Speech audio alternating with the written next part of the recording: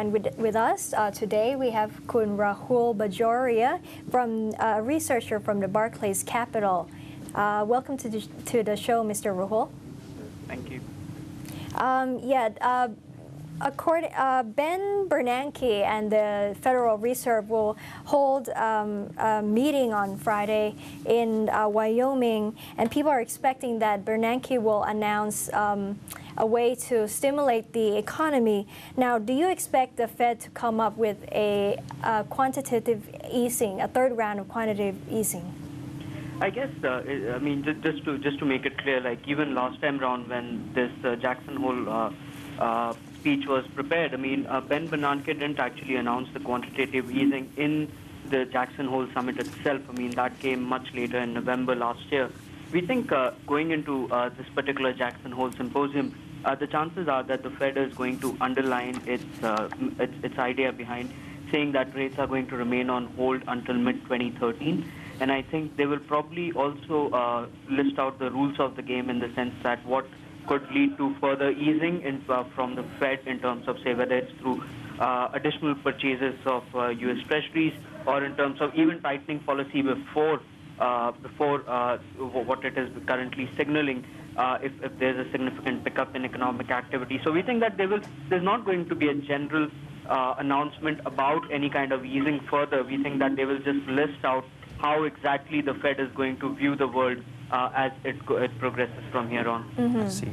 And also, prior to the United States avoiding a default, the Fed has kept the interest rates at 0%, while the Bank of Thailand has increased it to 3.5%. Now, Rahul, do you expect that the capital inflows are going to take advantage of the interest rate gap here?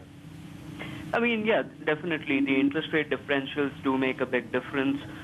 We are increasingly seeing inflows coming into Asian markets, not just Thailand, but also economies like Indonesia, Malaysia. They have been benefiting from this inflow. And from that perspective, we do think that the interest rate differential is going to be positive for the Thai economy, in the sense that it will attract some more foreign investment. I think what investors are looking for is clarity around the local fiscal policy.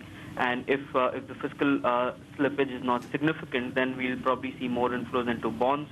Otherwise, we'll probably see more inflows into the equity market. Mr. Rahul, do you expect the Bank of Thailand to hike its policy rate for another time this year to 3.75%? As of now, we don't think that the BOT is going to move again in this particular year.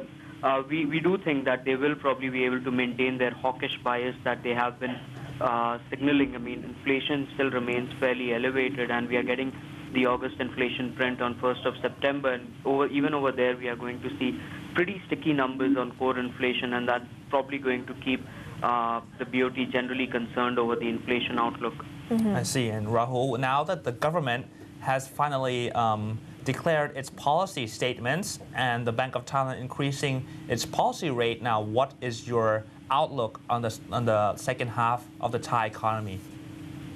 We think that generally the picture still looks pretty positive, in the sense that domestic demand in the Thai economy is looking quite robust. The large slippage that came through in the Q2 GDP print, it was a negative number, and it was largely on the back of a lower contribution from the net export side, and also due to the disruptions in the manufacturing sector, partially because of the earthquake in Japan. Now, all that production is coming back on board. At the time when external demand is not looking extremely robust, probably the ability of the government to meet its growth target has gone down. But we still think that the Thai economy is going to register positive growth, and that will probably keep the BOT generally comfortable with the current tightening stance that it has maintained. I see. Thank you for joining us on our show, Kun Rahul. Yeah, thank you very much.